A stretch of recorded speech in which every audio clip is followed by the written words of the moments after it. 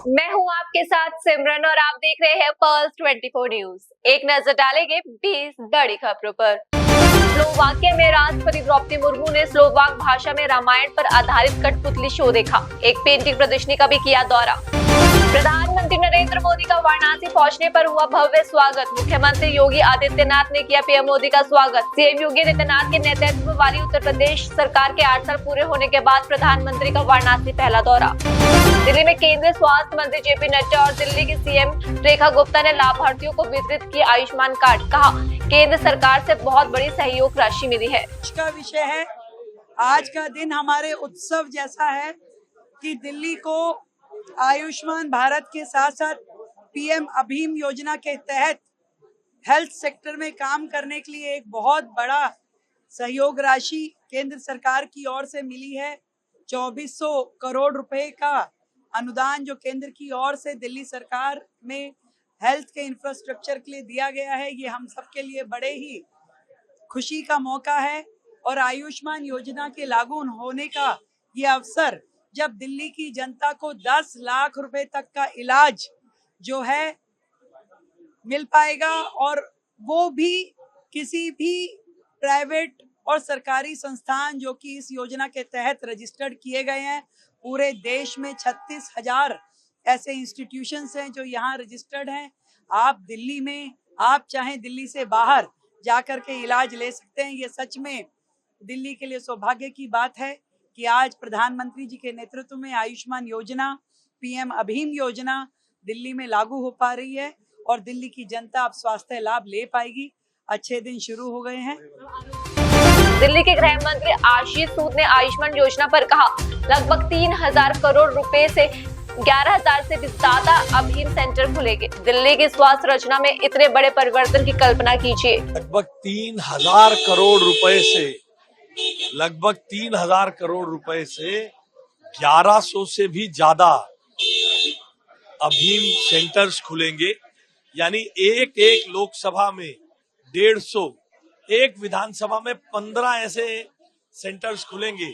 दिल्ली के स्वास्थ्य रचना में कितना बड़ा परिवर्तन होगा, इसकी कल्पना आप करके देखिए। इसके अलावा आज हमारे जो सीनियर सिटीजन्स हैं, उनको भी आयुष्मान योजना का लाभ मिलने के लिए रास्ता प्रशस्त हो गया है।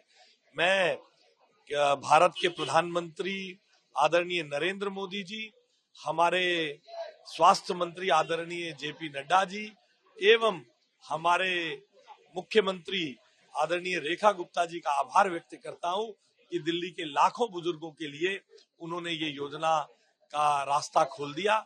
हम बहुत आभारी हैं प्रधानमंत्री जी।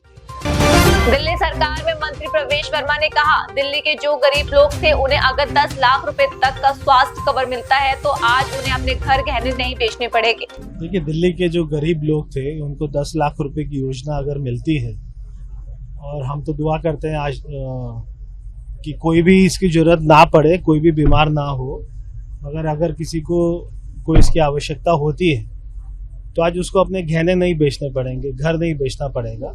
भारत सरकार, दिल्ली सरकार द्वारा उसका इलाज हो जाएगा।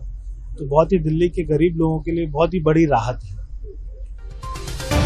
दिल्ली में बीजेपी सांसद योगेंद्र चंदोलिया ने कहा, ये प्रधानमंत्री मोदी की गारंटी है। प्रधानमंत्री ने कहा था कि अगर दिल्ली में सरकार आती है तो हम आयुष्मान योजना लागू करेंगे। दिल्ली की जनता को बधाई है, प्रधानमंत्री मोदी जी की गारंटी है। प्रधानमंत्री जी ने कहा था कि दिल्ली को आयुष्मान योजना जो लागू नहीं की जा रही, सरकार आएगी तो योजना को लागू करेंगे।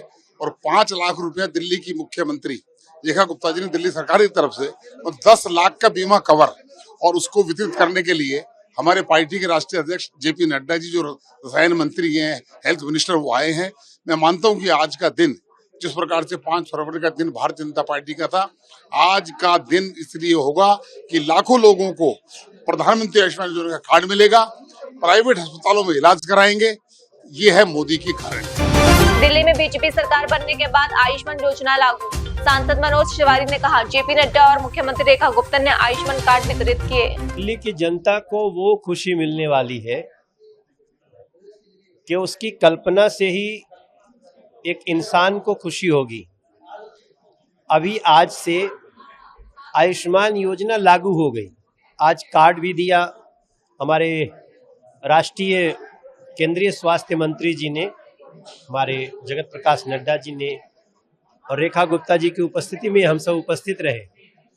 हम दिल्ली में अगले साल भर के अंदर 1100 आरोग्य सेंटर, ऐसे अस्पताल जहां पे आपको बड़ी बड़ी बीमारियों का भी इलाज हो सके, उसको खोलने जा रहे हैं। इस दिल्ली में जो भी 70 प्लस का बुजुर्ग है वो तुरंत अपना आयुष्मान ऐप पे जाकर के कार्ड बना सकता है। 2,25,000 परिवार को हम अभी से आयुष्मान योजना के लिए चिन्हित कर चुके हैं।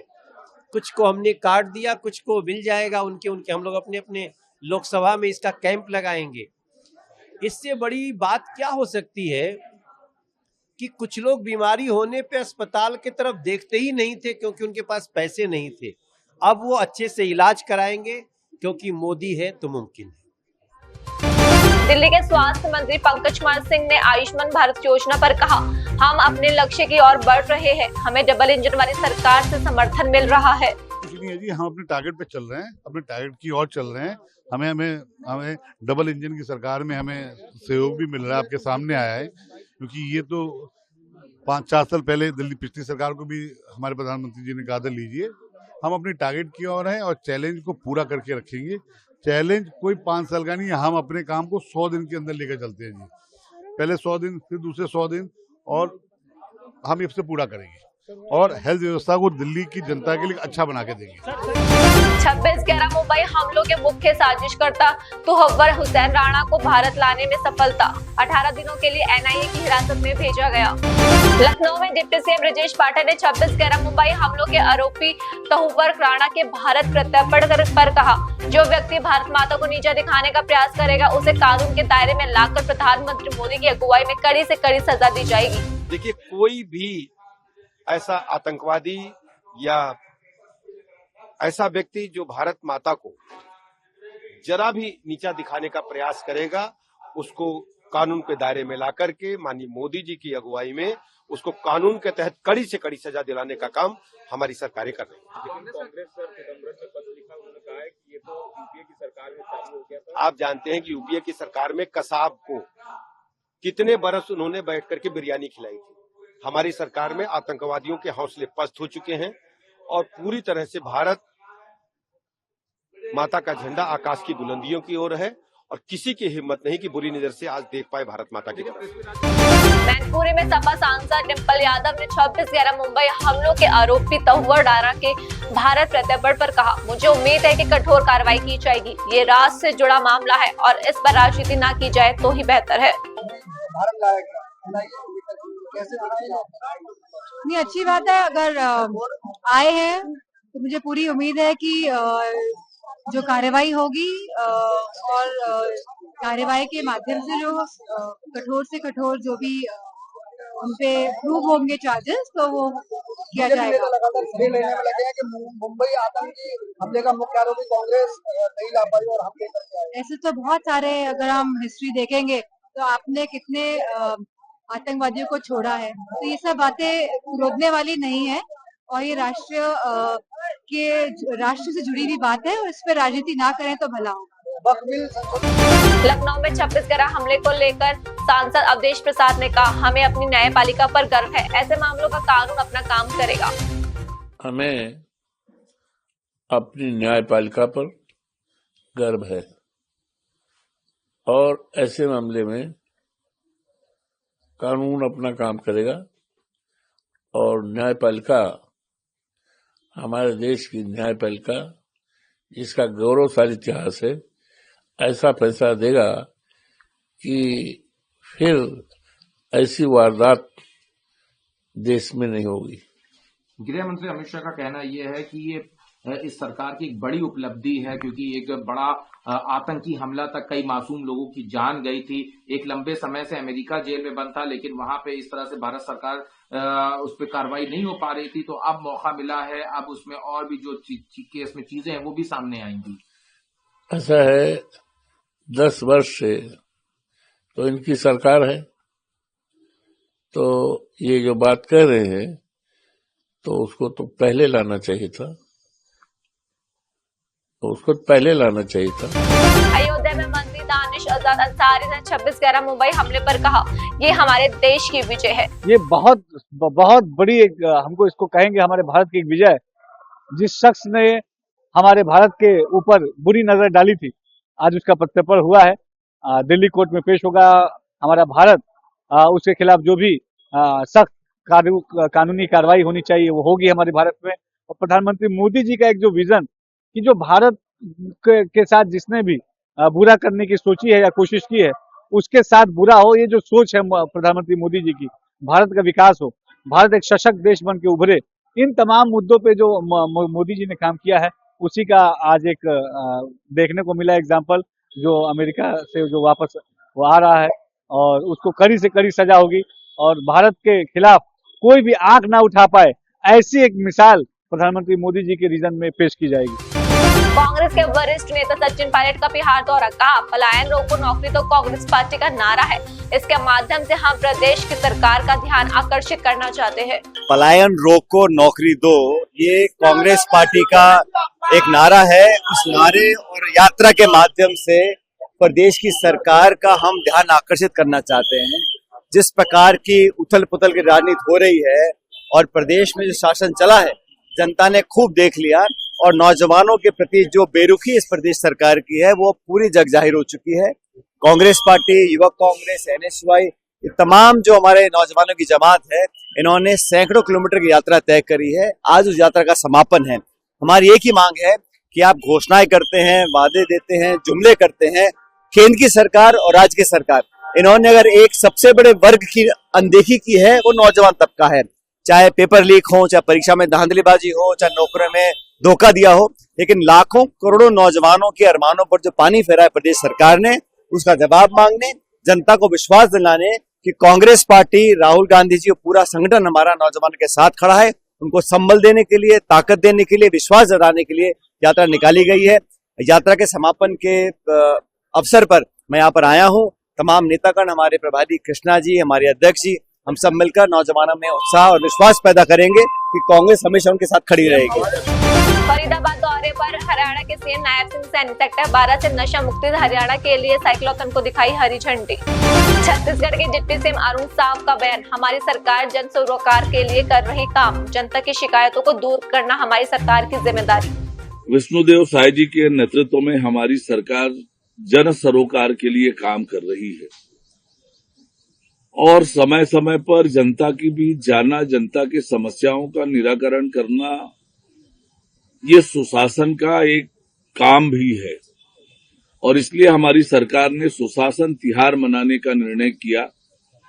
व्यापक तौर पर लोगों की समस्याओं का संकलन किया जा रहा है और क्रमबद्ध रूप से उन समस्याओं का निराकरण किया जाएगा और निश्चित रूप से जनता के सरोकार, जन समस्याओं का निराकरण समयबद्ध तरीके से हो, ये सुशासन तिहार का उद्देश्य है। और जिस प्रकार से रिस्पांस लोगों का मिल रहा है, ये बताता है कि लोगों का भरोसा सरकार पर है और सरकार तक अपनी बातें पहुंचाने का लोग बढ़ चढ़कर हिस्सा ले रहे हैं। तो निश्चित रूप से ये एक अच्छा संकेत है और सुशासन त्योहार अच्छे से होगा। छत्तीसगढ़ के सीएम विष्णुदेव साय ने कहा, कवर पैकेज समाज का महासम्मेलन साल में एक बार आयोजित होता है। इस सम्मेलन में हम सभी शामिल हुए। खल्लारी पावन भूमि में बैंकरा कंवर समाज का महासम्मेलन का आयोजन था और इस तरह का आयोजन साल में एक बार होता है। समाज के लोग एक साथ मिलते जुलते हैं और समाज को आगे कैसे बढ़ाना है, कैसे मजबूत करना है, इस पर विचार विमर्श होता है। इसमें समाज का आमंत्रण हम लोग को मिला था और हम सब लोग सम्मेलन में शामिल हुए। क्षेत्र की सांसद श्रीमती रूप कुमारी चौधरी जी, हमारे महासमाज के विधायक राजू जी, योगेश्वर सिन्हा जी, हमारे बहुत सारे जिला के अध्यक्ष, भाजपा के जनप्रतिनिधि सभी समय शामिल हुए। समाज के जो प्रदेश के अध्यक्ष हैं हरवंश मीरी जी, वो भी शामिल हुए हैं और भारी संख्या में यहाँ समाज के लोग आए थे और कुछ अपनी समस्याओं को भी सामने में रखे हैं और जो आवश्यकता है उसको निश्चित रूप से सरकार पूरा करेगी। मध्य प्रदेश के मंत्री प्रहलाद सिंह पटेल ने किया धन्यवाद। सीएम की ओर से जल गंगा संवर्धन अभियान की घोषणा कर जताया आभार। माननीय मुख्यमंत्री जी का हृदय से आभारी हूँ कि उन्हें 30 मार्च से 30 जून जल गंगा संवर्धन अभियान प्रारंभ किया है। इस बीच में मनरेगा परिषद और आर्ट ऑफ लिविंग दोनों ने मिलकर एक एमओयू साइन किया है। उसके दो विषय हैं, एक है चंदेला बुंदेला तालाबों का रखरखाव और दूसरा है नदियों का पुनर्जीवन। मध्य प्रदेश के बाद में बड़ी जल राशि है, हमारा स्तर बना रहे और हम भविष्य के पीढ़ी को एक अच्छा जल संसाधन सौंपें, इसकी एक अच्छी कोशिश है और जल गंगा संवर्धन अभियान में ये एमओयू साइन हुआ है।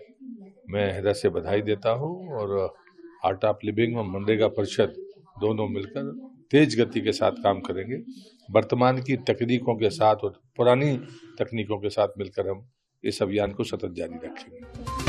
महाराष्ट्र दौरे पर केंद्रीय मंत्री चिराग पासवान अपने परिवार के सदस्यों के साथ शिरडी साईं बाबा मंदिर में किए दर्शन। धर्मशाला में बदला मौसम का मिजाज, भारी बारिश के बाद सुहावना हुआ मौसम, तापमान में आई गिरावट, लोगों को मिली गर्मी से राहत। फिलहाल के लिए आप मुझे दीजिए इजाजत और बाकी की तमाम खबरों के लिए बने रहिए पर्ल्स 24 न्यूज के साथ। नमस्कार।